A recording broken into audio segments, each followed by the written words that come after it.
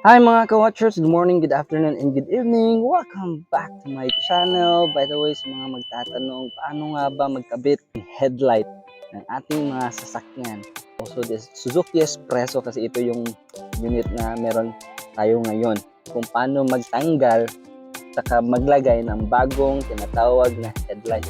So yan, no, kita naman, yan yung bagong headlight na nabili ko through online. Sasagutin muna natin yung first na tanong kung paano ba magtanggal. Explain ko muna. So, ito yung nabili kong headlight, no? Tapos ganito yung connection niya na wire. Ayan po. Yan. Tapos ito yung itsura ng headlight ng ating tinatawag na Suzuki Espresso, yung copy natin. Ayan po. So wala na po siyang wire na may socket direct po sa bulb. Ayan. So yung tanong, kasi most of yung nabibili natin na online o kahit saan, ito yung itsura niya. Depende na lang kung makahanap kayo na mas mura. So may wire po. Ayan. Depende na lang kung makabili po tayo ng ganito kasi may binibenta na direct talaga yung wala nang wire connection. So ganito na lang. So yung kaibahan nila is may wire lang. Pero same thing, ito, yan, tapos ito, pareha sila. Yan po. So yung sa nabili ko, natatanggal po ito. No, take note, natatanggal po ito. So tanggalin nyo yan bago nyo siya ilagay. No? Tanggalin nyo po ito. Kasi ito yung mauna ilagay natin sa headlight sa yung bagong nabili natin. For example, if this is the headlight na nabili nyo, tanggalin nyo muna to, yung itim. Okay, so yan. Paano ba magtanggal? So, una, tanggalin muna natin yung socket. Ayan.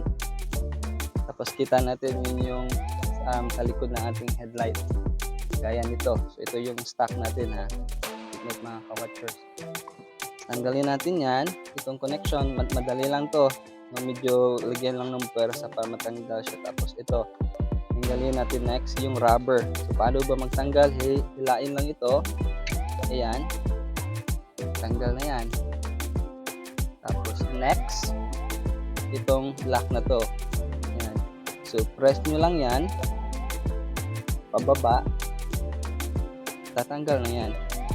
Tapos next, ito, tanggal na to. Yan po. So yan yung ating stock na headlight, mga ka-watchers. So next, maglagay tayo ng bagong headlight na nabili. For example, ito yung nabili nyo. May connection na wire. Hindi yung headlight na bago pero ganito na. Nasa likod na yung socket. So yung tanong, paano ba ikakabit? Kasi first nung kinabit ko to, parang natagalan ako. Dahil dito sa itim. Yan. So gaya ng sabi ko, yan, this is what it looks like. Gaya ng sabi ko, so ganito po yan. Yung pagkabili nyo, ganito yung magiging itsura niya. So first, tanggalin nyo lang yan. Ayan. Pag natanggal na, ito yung una nyong ilagay. Yan. So may mga parang ito, ganito siya. So yung purpose niyan, i-follow nyo lang. May pattern yan para talagang malagay nyo yung headlight. Ayan, so nakalagay na yung tatlo. Isa dyan, isa doon, isa banda dyan. Okay, next.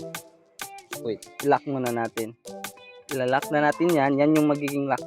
Ilalock natin yan. Push nyo lang yan. Pag once okay na yan, pwede na yan natatanggal. Nilalock natin itong bracket niya. Tapos next, lagay natin yung rubber. May indicator naman mga ka-watchers, no? Hanapin nyo lang yung mga arrow. Yan. Ibig sabihin, kahit saan banda dyan. Dapat same lang, no? Di nyo to gagalawin. Ganyan lang yung itsura niya. Tapos, i-press nyo lang. So, the purpose for this, para di mapasukan ng tubig sa dumi. Yan po. Okay, goods na. Yan po. So, next, lagay na natin yung bagong tinatawag natin na headlight. Yan po. So, yung tanong, ano bang saktong paglagay nito? So, nung kinuha ko tong stock na headlight, ito, ganito po yung itsura niya. Yan po, nasa ilalim yan. So, in short, ganyan lang yung magiging itsura ng headlight niya. So, ito yung sa taas, ito yung sa baba. Ito sa bago, na same thing lang din. Ito yung sa baba, then ito yung sa taas. Ganyan. So, shoot mo lang doon. Tapos sabay, so makikita naman mo may sign yan up. Sabay, press. Yan, okay na yan. Yun na yan matatanggal. Good. Find nyo yung socket na kung saan iniwan nyo. So, magpa-pattern lang yan eh. Ito yung sa H4. So, lagay nyo lang ng hindi nyo lang. Ayan, goods na yan. So, turn your car on. Ganyan yung bagong headlight. So, mga ka-watchers, take note, no? Bakit ba H4 yung bibilhin natin na bagong headlight? So, ibig sabihin ng H4, ganito po yung magiging socket niya. Or H4 po. Ayan. Kahit may wire or connected to the main headlight, H4 po yan. Tatlong socket. Okay? Ginagawa ko, gaya ng isa dito, nilagyan ko ng electrical tape just for double purpose.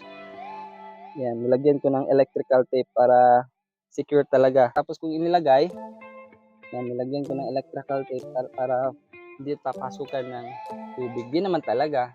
So, for double protection lang. So, yan yung headlight. Yan po. Yung actual. Okay?